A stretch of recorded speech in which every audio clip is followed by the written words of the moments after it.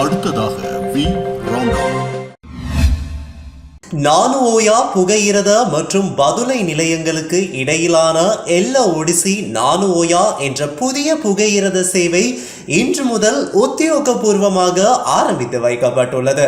நானுஓயா புகையிரத நிலைய வளாகத்தில் இடம்பெற்ற விசேட சமய வழிபாட்டு நிகழ்வின் பின்னர் புகையிரத திணைக்கள பொது முகாமையாளர் தம்மிக ஜெயசுந்தர தலைமையில் இன்று உத்தியோகபூர்வமாக குறித்த சேவை ஆரம்பித்து வைக்கப்பட்டுள்ளது.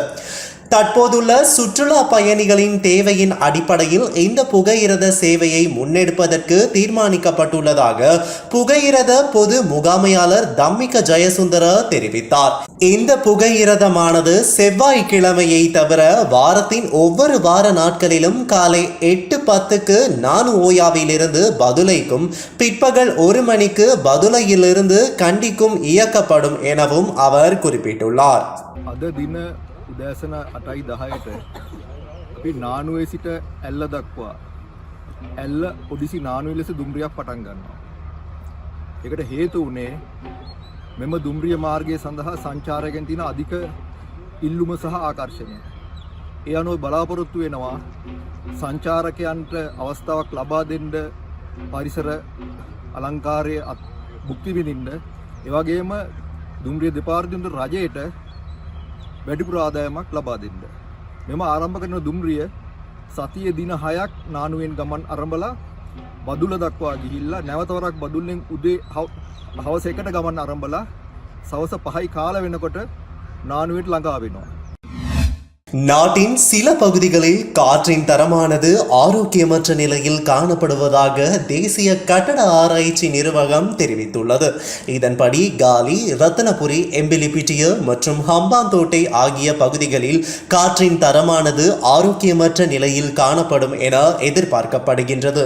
அத்துடன் இன்றைய தினம் காற்றின் தரக்குறியீடு 52 முதல் 112ற்கு இடைப்பட்ட அளவில் இருக்கும் என குறிப்பிடப்பட்டுள்ளது.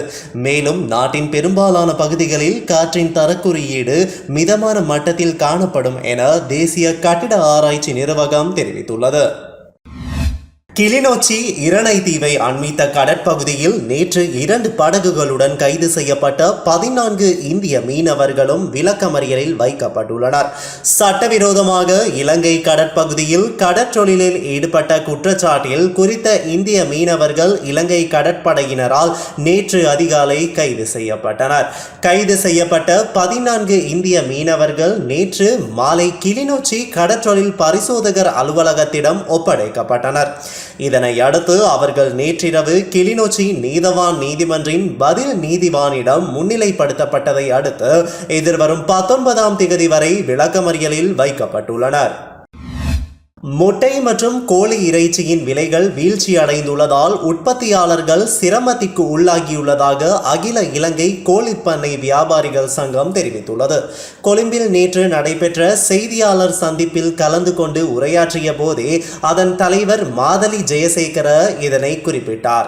அத்துடன் கால்நடை தீவனமாக மக்காச்சோளத்தை மானிய விலையில் வழங்க நடவடிக்கை எடுக்க வேண்டும் என்றும் அகில இலங்கை கோழிப்பண்ணை வியாபாரிகள் சங்கம் வலியுறுத்தியுள்ளது. පාරිභෝගික කටයුතු අමාත්‍යාංශයෙන් වැටලීම් කරලා විශාල වශයෙන් මනුස්ස පාවිච්චියට නුසුසුසු සහල් සහ ධාන්‍ය වර්ග අත්අඩංගුවට ගන්නවා. මේවා විනාශ කරන්න එපා. මේක අපරාධයක්.